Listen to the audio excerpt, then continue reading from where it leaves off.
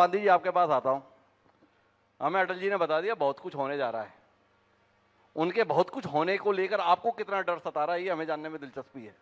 वो बता रहे हैं पानी सबको मिलने वाला है, और खबरें ये आ रही हैं कि अभी भी पानी नहीं मिल रहा है। क्या है हिमांशु भाई, पीने का पानी, निस्तारी का पानी और पानी के संदर्भ में अटल जी जो कल्पना कर रहे हैं, निश्चित तौर पर हमारे यहाँ अरपा एक हमारा वरदान है। लेकिन इस अरपा का टेक्निकली हम उपयोग करने का आज नहीं तो कई वर्षों के बाद वही सीवरेज की कल्पना करनी पड़ेगी, क्योंकि अरपा का एक पानी एक जमाने में था जिसमें पीने योग्य था। आज वो सिवाय वेस्ट ड्रेनेज के अलावा कुछ उसका अस्तित्व नहीं रह गया।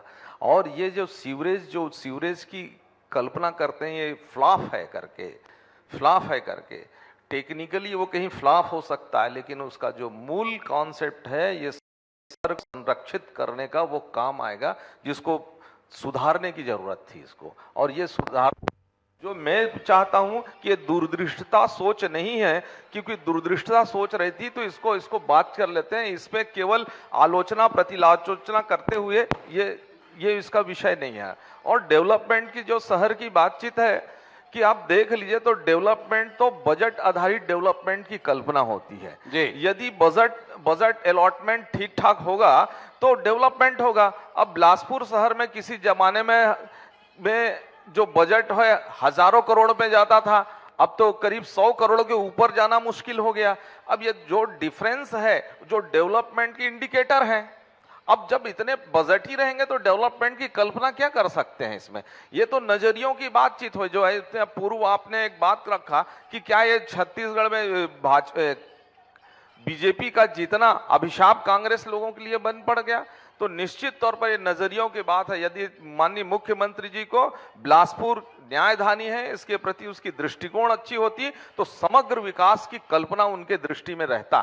क्योंकि इसी कारण जेलेसी के कारण, क्या ये जेलेसी का दृष्टिकोण है कि जिसके कारण वो यहाँ अछूता, यहाँ के डेवलपमेंट को अछूता कर दे।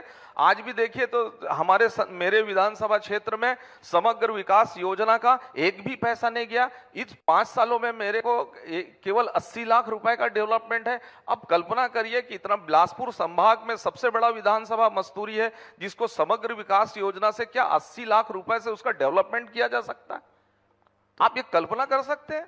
आप देख लीजिए पूरे उसको डेवलपमेंट की जो एक हमने लीलागर अरपा नदी को चारों तरफ से एनीकट और नदियों का बनाया। न केवल जल संरक्षण की बातचीत हो रही है, किसानों के लिए उपयोगी बन रहा है। हमें किसी भी प्रकार जो स्वीकृत बजटेड है, जो हम जिसको स्वीकृत कराएं, आज तक उसका 2 साल हो गया, उसको एएस जारी नहीं करते। क्या ऐसा दृष्टिकोण होना चाहिए? तो आपका क्या मानना है? आप चूंकि भारतीय जनता पार्टी के विधायक हैं इसलिए आपके साथ सौतेला व्यवहार हो रहा है, या सरकार के पास दृष्टि नहीं है इसलिए चूक हो रही है? इसकी गंभीरता को सरकार ही समझे कि वो किन कारणों से बिलासपुर को, इस न्यायधानी को, बिलासपुर जिले को उपेक्षित वो समझते हैं, वही जाने वो लोग। उसकी परिभाषा तो वो बता सकते हैं, लेकिन हम तो ये भी जानते हैं इनका दृष्टिकोण पर्याप्त और उचित नहीं है।